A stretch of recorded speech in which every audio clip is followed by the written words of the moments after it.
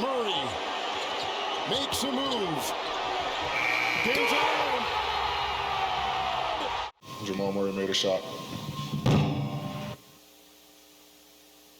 How fitting is it that Jamal Murray shoots a buzzer-beating, game-winning shot over Anthony Davis, the player who sank their chances of making the NBA Finals in the bubble? And strangely enough, this, just like then, makes the series 2-0. Is this the passing of the torch?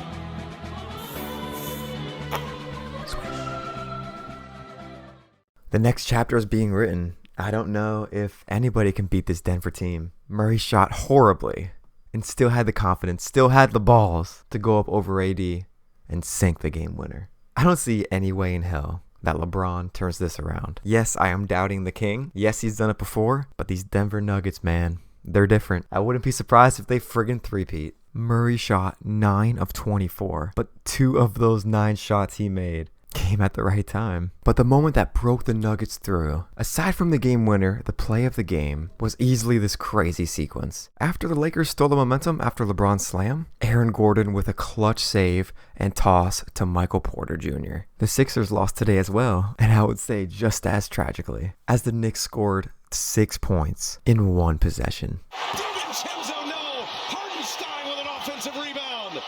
Another chance here. DiVincenzo, he's got it. The Knicks have the lead again. I'm not a Knicks fan, but that atmosphere in the Garden looked magical. At first, I thought Embiid was just super depressed and frustrated, but he still breathes confidence. We should be 2-0, so, we're good. We're going to win this series. We're going to win this. We're the better team, and we're going to keep fighting. Even LeBron, after his loss tonight to Denver, brought up this crazy scenario in his post-game presser. And then I just saw what happened with the Sixers-Knicks game, too. What are we doing?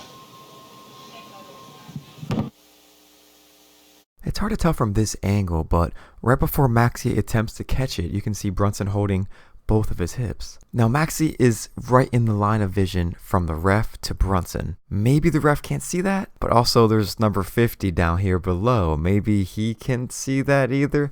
I'm not sure. So if you don't have the ball yet and you're being held, it's definitely a foul, but that call doesn't happen nearly as often as when you do have the ball. There also may be a foul right before Maxey falls to the ground, but from this angle, it's like impossible to tell. Nonetheless, Embiid does still ooze confidence. I'm going to stick with my Sixers in 7 prediction. By the way, if you want to see a 15-minute breakdown video of every series I just posted a few hours ago, check it out. But I don't see Josh Hart going as crazy from deep as he did tonight in Philly. Naturally, a team's role players play better at home. I'm expecting Batum to play a little bit better as well. But as long as Embiid and Maxey are healthy, the Sixers still have a great chance. The one scary thing, if you are a Sixers fan, is how poorly Jalen Brunson shot, and you guys still lost today. He shot 8 of 29 tonight, but still managed to put up 24 points. I am super hyped to see what happens in Game 3. But before we get to that, we have 3 huge matchups tomorrow. We could easily get another cult classic very soon. The first round so far has been stellar. It's pretty friggin' wild that every home team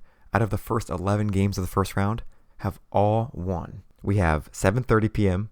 Suns at Minnesota. How will Kevin Durant and company respond after that crazy Anthony Edwards performance? Will the Suns get back to their winning ways against Minnesota? Or is this a new trend for Minnesota? Is this playoff Anthony and there's nothing Phoenix can do with it? Is this another example of the passing of the torch in this current NBA? At 8:30, Indiana at Milwaukee. How will Indiana respond? I'm expecting a big game out of Halliburton. Can Dame be as electric as he was in Game 1? I think both of these 2 Game 2s will be much closer than the Game 1s. And to end the night, Game 2 of Dallas and the Clippers. I haven't heard any news on Kawhi, so I don't think he'll be back. Can James Harden continue his vintage ways? And this game as well. I don't see the Clippers dominating once again. It's just the way a 7-game series works out most of the time, especially when it goes to 6 or 7.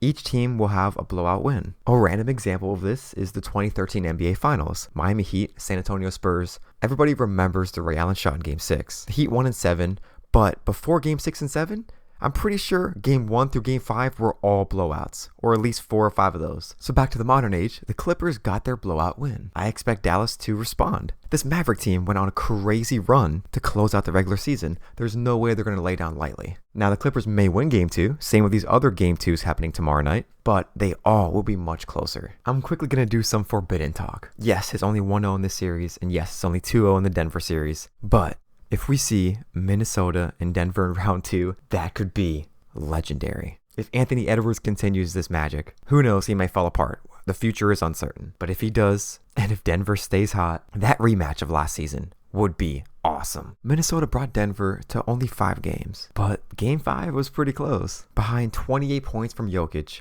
35 from Murray, and the Wolves only lost by 3. Anthony Edwards had 29, Gobert had 16 and 15 boards, Anthony Towns had 26 and 11. Now, I definitely wouldn't be picking Minnesota in this series, but I do have faith that Ant could at least get 2 games.